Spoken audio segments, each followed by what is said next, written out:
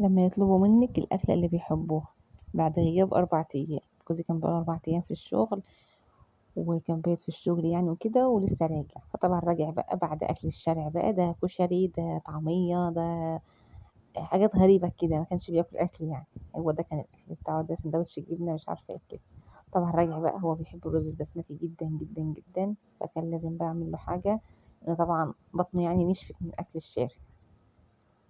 هو بيحب الرز البسمتي قوي. شفتوا الصفار، شفتوا الفرفرة، شفتوا مفيش حباية ماسكة في اختها، أول الحلة زي آخر الحلة والله العظيم من تحت.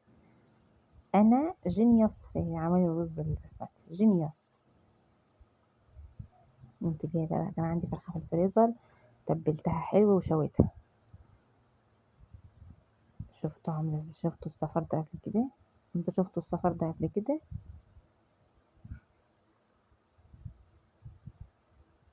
قبل ما نكمل الفيديو، صلوا على النبي طبعا، أهم حاجة.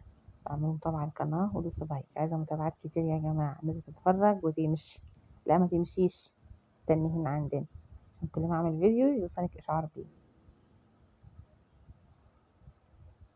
طبعا انا بحب، هو ما بيحبش التوميه اللي انا بعملها، بس هو مش عشان خاطر طعمها وحش، لا هو ما بيحب ياكل كده الرز والفراخ بس، او الرز واللحمه بس، ما بيحبش جنبهم حاجه.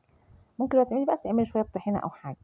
عملت بقى شويه توميه بالثوم والخل والتحفه تحفه، تحطي كده ترششي كده توميه كده على الرز، تاكلي بقى. شفت الفرخه عامله ازاي؟ والله العظيم دايبه. شوفوا شوفوا من الجناح بتاعها عامل ازاي، وانا بشوفها استوت ولا لا. دايبه، رغم ان ما شاء الله كان وزنها كبير يعني.